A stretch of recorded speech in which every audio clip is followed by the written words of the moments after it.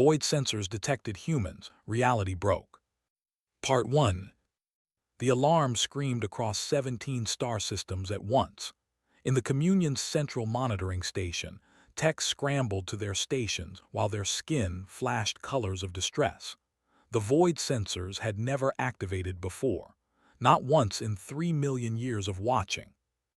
Commander burst into the control room, his forearms already reaching for data tablets before anyone could brief him.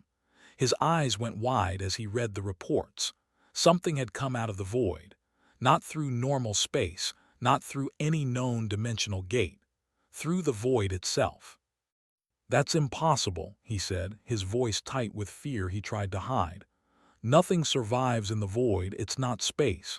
It's the absence of space, the absence of everything." "The sensors don't lie, Commander," his second officer said quietly. She was young, barely 200 years old, and had never seen real combat. "Something came through, and the readings say there are thousands of them." Pulled up the sensor data on the main screen. The void was a scar in space, left behind by an ancient weapon so terrible that the Communion had forbidden even speaking its name. That weapon had tried to collapse an entire star system into nothing. It had succeeded. Where a sun and 6 planets once existed, now there was just a hole in reality, a place where the universe itself had given up trying to exist. "Send everything we have," ordered. "Full battle fleet, maximum shields, and tell them to prepare for first contact protocols. We don't know what came out of there, but nothing natural could survive that place." The fleet assembled quickly. 50 warships, each one capable of destroying a planet. They moved toward the void scar with weapons ready. Every scanner was active, searching for the threat. As they got closer, the sensors started picking up details that made no sense. "Commander, we're detecting ships." The sensor operator sounded confused. "They're metal, simple alloys, iron, steel, titanium, some kind of chemical propulsion system. This is primitive technology, really primitive." Stared at the data. "Show me." The main screen lit up with images of the strangest vessels had seen in his 400 years of service. They were ugly things, covered in welded plates and jury-rigged components. Some had symbols painted on their hulls in what looked like decorative markings. They moved slowly, almost clumsily, compared to Communion ships. "How many?" he asked. 3,200 vessels, sir, various sizes. The largest is barely the size of our scout ships. Life signs detected in all of them. Bipedal creatures, carbon-based. They're using electromagnetic communication. Very basic stuff." "Hail them," ordered. It took a few minutes to translate the signals into something both species could understand. When the channel opened, found himself looking at a creature unlike anything in the Communion's vast database. It had only 2 arms, 2 legs, and a single head. Its skin was smooth and pale, with patches of brown fur on its head. It wore some kind of uniform that looked hand-stitched. "This is Commander of the Communion. You have emerged from a zone marked as extremely hazardous. How did you survive in the void?" The creature smiled, actually smiled, showing its flat teeth. "This is Captain of the Earth Colonial Fleet. We didn't just survive in there. We've got a whole colony set up. About 40,000 people living in the void right now." Felt his blood go cold. You have people living in non-space. That's impossible. The void doesn't have physical laws. Matter can't exist there." "Well, it's not easy," admitted. "We had to bend the rules quite a bit. Lost a few ships figuring it out. But once you understand how to negotiate with the void, it's actually pretty useful. We just crossed 50,000 light years in 6 weeks. Would taken us 300 years using our old drives." Negotiate with the void. Couldn't believe what he was hearing. You can't negotiate with non-existence. You've done something incredibly dangerous. Do you even understand what the void is? Smile faded. "We understand perfectly, Commander. The void is the space between spaces. It's where reality takes a coffee break. And yeah, it's dangerous. We've lost colonies. We've lost ships. We've lost people who just phased out of existence and never came back. But our sun was dying. We had maybe 50 years left before Earth became uninhabitable. Our conventional drives were too slow, so we found a shortcut. By breaking the laws of physics, demanded. By rewriting them, corrected. Look, Commander, I get that you're scared, you should be. What we did is insane by any rational standard, but humans don't really do rational when survival is on the line. We do whatever works, and this works. Pulled up the scans of the Void Scar. His worst fears were confirmed. Your shortcut is causing dimensional instability. The scar is spreading. Stars near the boundary are flickering. Planets are experiencing temporal shifts. You've wounded reality itself. We know, said quietly. We're monitoring it, but we had a choice, Commander. Die with certainty on a dead world or take a chance on something impossible. We chose impossible. We always do. Before could respond, his sensor operator shouted in alarm. Commander, more contacts. They're phasing in all around us. Hundreds of human ships appeared from nowhere, materializing out of empty space like ghosts becoming solid. They surrounded the Communion fleet in seconds. Tactical display went mad trying to track them all. That's our mining fleet, explained calmly. They were working in the void, extracting rare materials that don't exist in normal space. I called them back when we detected your ships. Just as a precaution, you understand. We're peaceful, but we're not stupid. You can call ships out of the void at will, asked, his voice barely a whisper. Sure, once you've got a stable void anchor, it's pretty simple. We can phase between normal space and void space whenever we want. It's how we've been exploring. Pop into the void, move a few thousand light years, pop back out. Very efficient. Looked at the tactical display. His fleet was powerful, but these humans had just demonstrated an ability that the Communion had never even dreamed of. They could appear anywhere, anytime, without warning. They existed in multiple states of reality simultaneously. What are you? He asked finally. What species develops technology this dangerous just to survive? Laughed, but it wasn't a happy sound. We're humans, Commander. We're the species that split the atom because we wanted more energy. We're the species that went to our moon using computers less powerful than a modern calculator. We're the species that looked at evolution and said, not fast enough, and started editing our own DNA. When reality says no, we don't accept it. We change reality. You're insane, said flatly. Probably, agreed. But we're alive, and we're going to stay alive whatever it takes. Now, Commander, are we going to have a problem? Because I really hope we're not.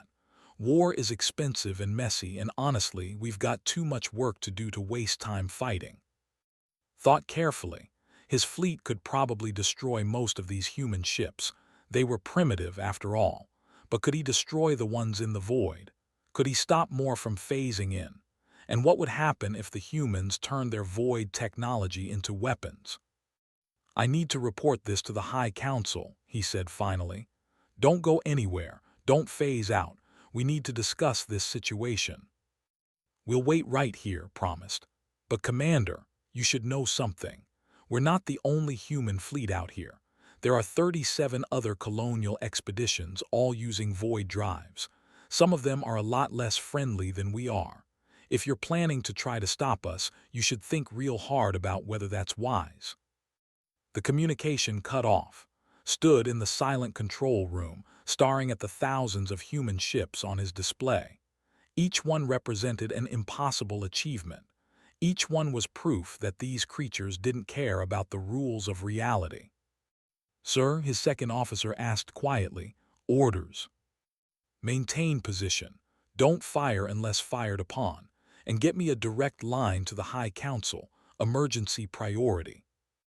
As his crew scrambled to comply, kept staring at the human ships. They looked so fragile, so primitive.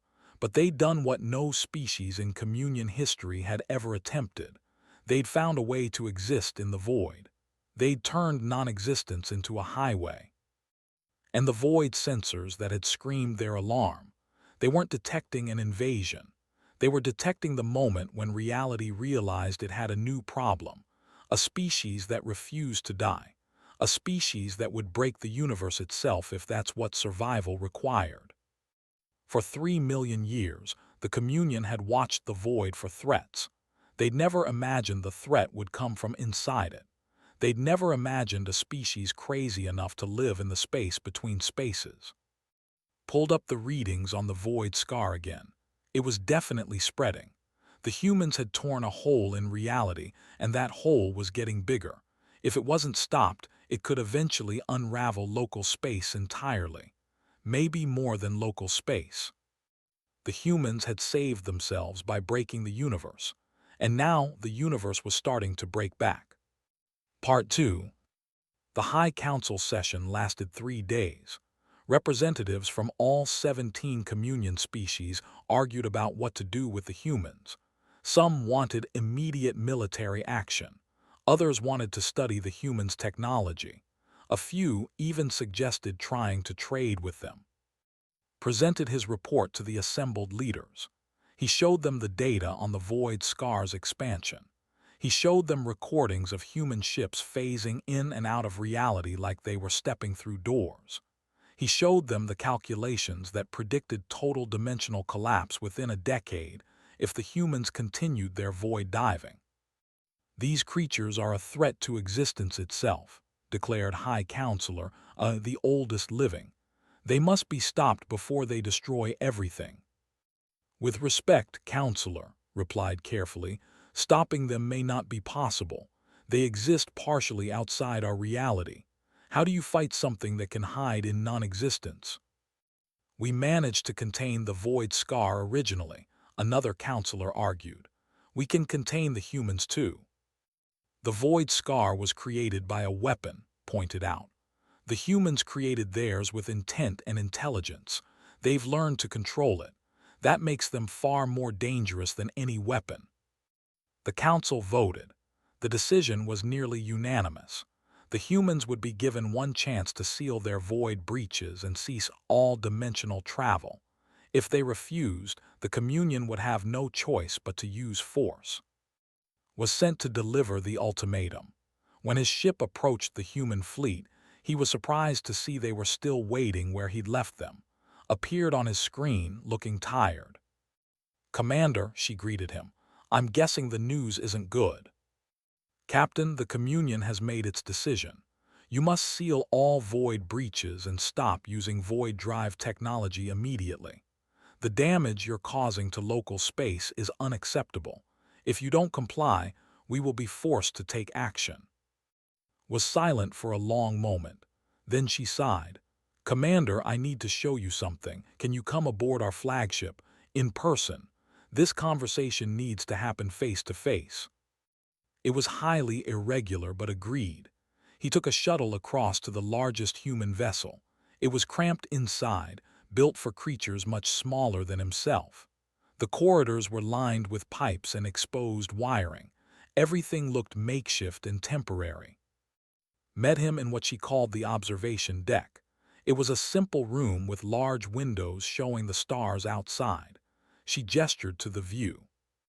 That's Earth, she said, pointing to a small blue dot barely visible in the distance. It's dying, Commander. Our sun is in its red giant phase. In 40 years, maybe 50, Earth will be uninhabitable. We had to leave. I understand your situation, said, but there are other ways, slower ways, safer ways. Are there? Pulled up a holographic display. It showed a map of nearby space. The closest habitable system using our conventional drives would take 300 years to reach. We'd need generation ships. Do you know what happens to people who spend their entire lives on generation ships, Commander? Their children's children forget why they're traveling. They forget Earth. They become something else. Better than destroying the universe, countered. Maybe, but we found another option. The void drive lets us travel in weeks instead of centuries. Yes, it's dangerous. Yes, we've lost people, but we've also saved billions. We've established 17 colonies. We're thriving. You're unmaking reality, said bluntly. Every time you pass through the void, you drag non-existence into our dimension. The damage is spreading. In 10 years, it could cascade beyond control. Nodded slowly. We know. Our scientists have run the same calculations. We're aware of what we're doing, Commander. We just decided it was worth the risk. How can you be so calm about this? Demanded. You're gambling with trillions of lives. We're gambling with our own lives too, replied. Every human who uses a void drive knows they might not come back. We've had ships disappear. Colonies phase out and never phase back in. Children born in void space sometimes aren't fully real. They flicker, Commander. They exist and don't exist at the same time. She pulled up an image of a young human child.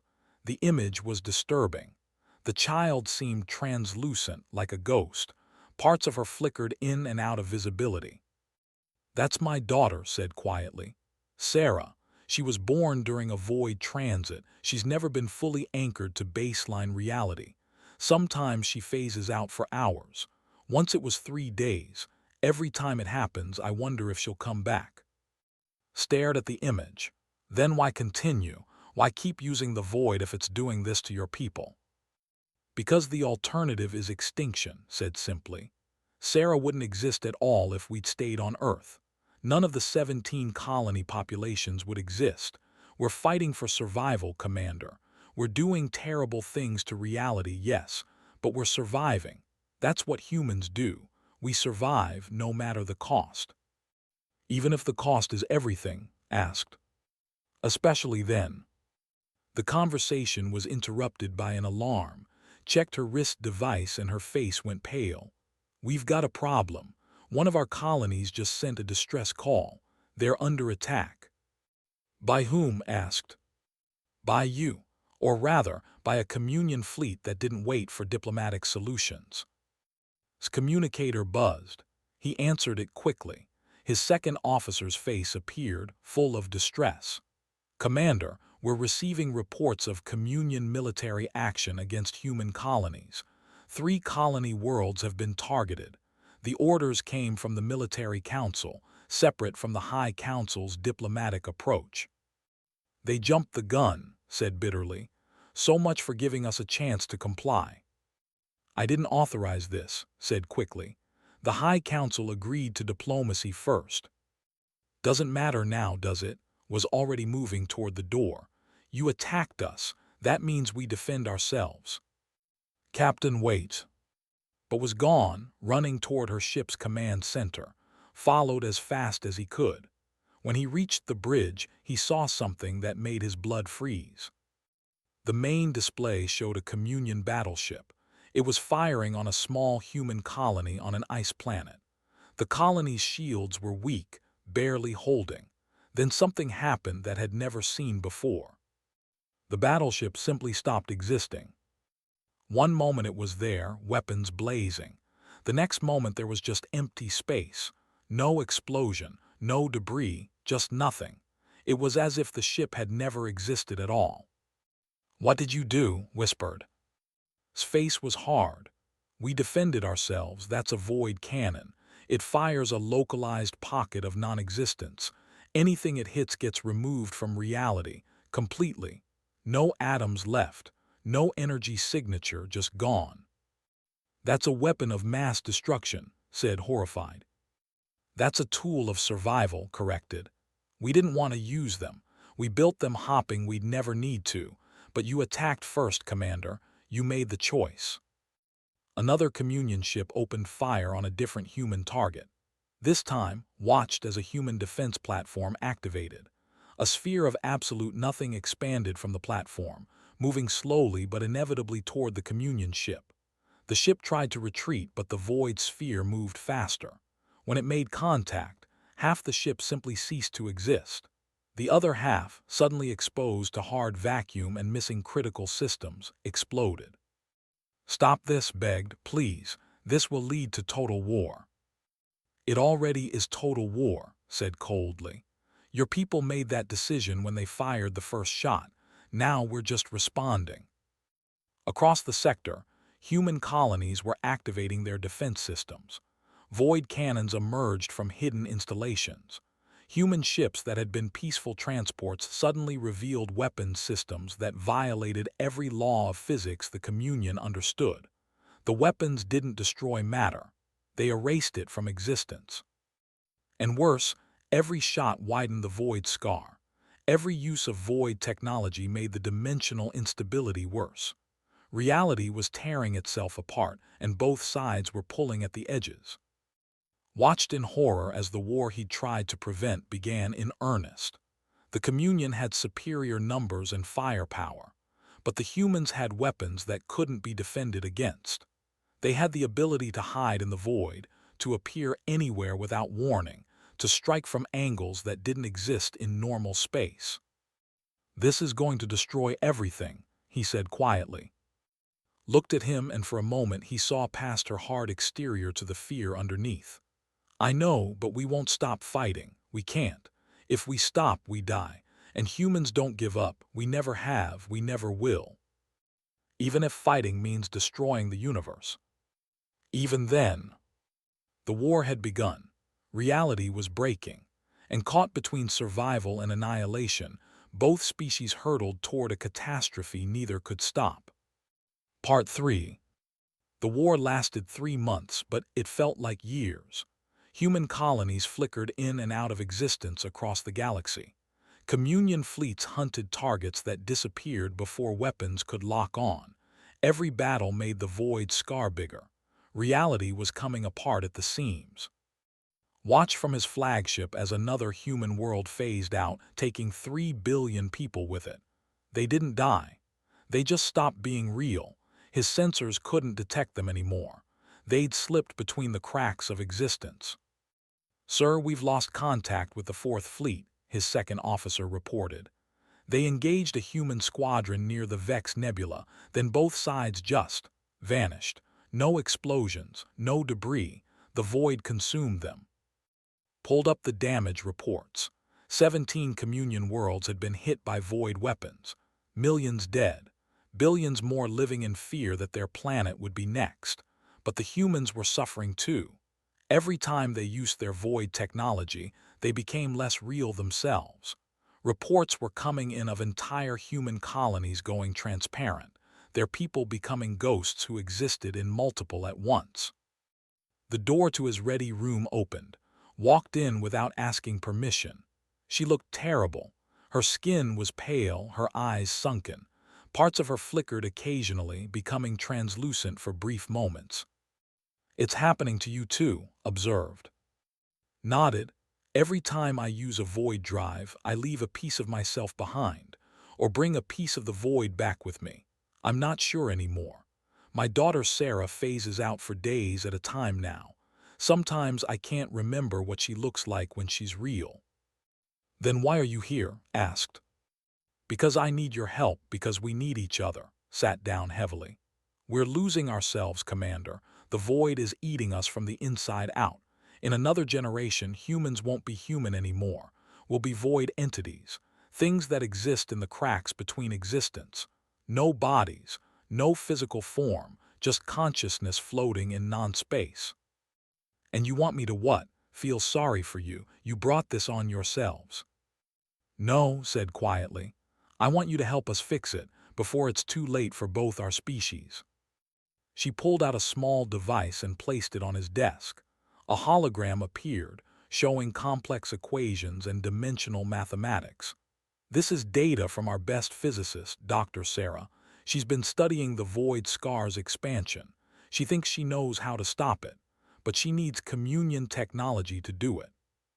Studied the hologram. "Your physicist wants our dimensional stabilizers." "Yes, you've got tech that can seal breaches in spacetime.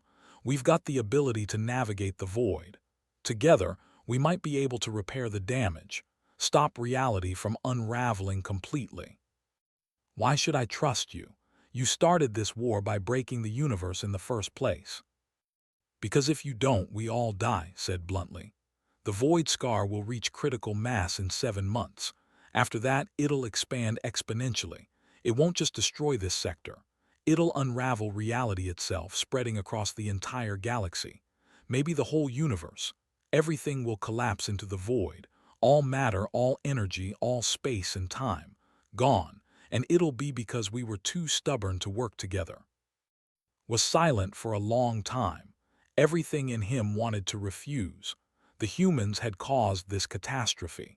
They deserved to face the consequences alone, but his people didn't deserve to die because of human arrogance. If I agree to this, there are conditions, he said finally. No more military void drive usage. No more void weapons. You work with our engineers, you follow our safety protocols, and you stop treating the laws of physics like suggestions. Agreed, said immediately. We just want to survive, Commander. If we can do that without breaking reality, we will. The partnership began slowly.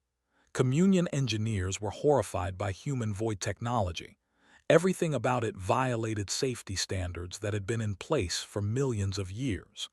Human scientists were impatient with communion caution, arguing that sometimes you had to break rules to make progress. But slowly, painfully, they started to understand each other. The communion learned that humans didn't break rules out of malice. They broke them because they were desperate, because they were dying, because their entire existence was a history of overcoming impossible odds. The humans learned that communion caution wasn't cowardice. It was wisdom earned over millions of years of watching civilizations destroy themselves through reckless innovation. Dr. Sarah worked with dimensional physicists to design a hybrid device. It combined communion stabilizer technology with human void navigation systems. The theory was simple. Instead of sealing the void scar from the outside, they would navigate into it and stabilize it from within. It's incredibly dangerous, Sarah explained during a joint briefing. She looked terrible, her form flickering constantly now. Sometimes could see through her to the wall behind. Whoever goes into the void to deploy these stabilizers might not come back. The void doesn't want to be tamed. It'll resist. I'll go, volunteered immediately. No, said. We both go, communion and human together. If this fails, we fail together. If it succeeds, we succeed together. They assembled a team. 20 human volunteers, 20 communion volunteers. Each ship was equipped with the hybrid stabilizers. They would enter the void scar from multiple angles, deploy the stabilizers, and hope reality held together long enough for the devices to work. The day of the mission stood on the bridge of his ship, looking at the void scar ahead. It was enormous now, a black hole in space that swallowed light and matter and time itself. Around him, the joint fleet prepared to dive into non-existence. All ships report ready, his second officer said. Opened a channel to the entire fleet. We're about to do something insane. We're going to dive into the void, the place where reality stops and nothing begins. Most species would consider this suicide, but we're not most species anymore. Humans taught us that sometimes survival requires doing the impossible. So let's do the impossible together, for our people, for our future, for reality itself. His voice came over the comm. For the record, this is still insane, but humans have been doing insane things since we climbed down from trees and decided to hunt animals 10 times our size. So let's go be crazy together. All ships, engage void drives. The fleet entered the void scar together. Reality came apart around them, watched as his instruments went mad, trying to measure things that didn't exist. Through his, he saw fragments of previous universes floating in the nothing. Echoes of stars that burned out billions of years ago. Pieces of civilizations that existed before this reality began. Deploying stabilizers, Sarah reported. Her voice was distorted, coming from multiple at once. Commander, we're reading something strange. The void isn't empty. It's full of potential. It's every possibility that never happened. Every reality that could have been but wasn't. The stabilizers activated, spreading through the void like a web of light in the darkness.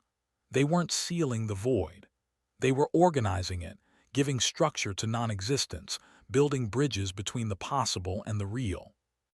It's working, someone shouted. But then the void pushed back.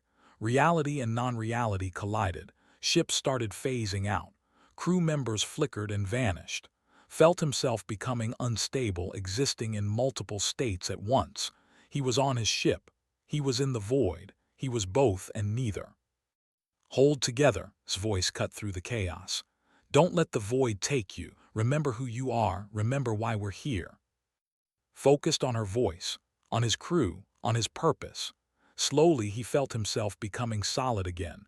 Around him, others were doing the same. Human and communion alike, they fought to stay real. The stabilizers reached critical density. The void scar began to collapse inward, no longer expanding but compressing.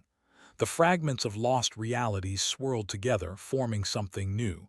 Not void, not normal space, something in between. Evacuate, Sarah ordered. The scar is stabilizing, but it's going to release massive energy when it fully seals. The fleet scrambled back toward normal space. Ships phased out one by one, escaping the collapsing void. Ship was one of the last to leave. As they emerged, he looked back and saw something beautiful and terrifying. The void scar had become a stable portal. Not a wound in reality, but a doorway. It pulsed with gentle light, contained by the stabilizer network. It was still dangerous, still required careful navigation, but it wasn't expanding anymore. It wasn't going to destroy everything. We did it, breathed over the comm. We actually did it. 5 years later, stood at the dedication ceremony for the first official Void Gate. The communion and humanity had turned the technology that nearly destroyed them into something that would revolutionize galactic civilization. Stable void gates allowed instant travel across thousands of light years. The fragments of lost realities in the void yielded technologies and knowledge that neither species could have discovered alone. Stood next to him, her form solid now. The stabilizers had stopped humans from becoming void entities. They were real again, fully anchored to baseline reality. Her daughter Sarah played nearby, solid and laughing, no longer flickering between existence and non-existence. You know what the crazy part is, said. We found evidence in the void fragments. Other species tried this before, dozens of them over billions of years. They all failed. They all got consumed by the void. What made us different? Asked. We were together. Every other species tried to control the void alone. We learned to share it. Human stubbornness and communion wisdom, recklessness and caution, breaking the rules and understanding why the rules exist. Watched as human and communion children played together near the void gate. A new generation that would grow up with stable void travel, never knowing how close they'd come to never existing at all. Your species still terrifies me sometimes, he admitted. You look at the impossible and see an invitation instead of a warning. Laughed, and your species still frustrates me sometimes. You have 3 million years of knowledge and you barely use it because you're afraid of making mistakes. But together we're pretty good. So what's next? Asked. Now that we've broken reality and put it back together, what impossible thing will humans do next? Grinned. Well, Doctor has this theory about accessing parallel universes. It's completely insane and probably impossible, but humans have never taken impossible for an answer. Finished. Exactly, want to help us try. Considered the void gate, pulsing with impossible light. A doorway to nowhere that humans had made into somewhere. He thought about how close they'd come to destroying everything, and how they'd saved it instead. He thought about the future, full of impossible things waiting to become possible. Yes, he said, let's go break reality again, together this time. Behind them, the void gate hummed with potential. Reality had adapted to accommodate humanity's stubborn refusal to die. And now, together with the communion's ancient wisdom, they would push the boundaries of what was possible even further. The void sensors, recalibrated and upgraded, continued their eternal watch. They no longer registered humans as a threat. Instead, they registered them as what they'd always been. Proof that reality could change, could grow, could become something more than it was before. Some species reach for the stars. Humans reached past them, into the nothing between everything, and dragged back possibilities that changed existence itself. And they'd done it not by being perfect, but by being too stubborn to give up and too wise to try it alone. The universe had learned something important. When humans say something is impossible, what they really mean is not yet.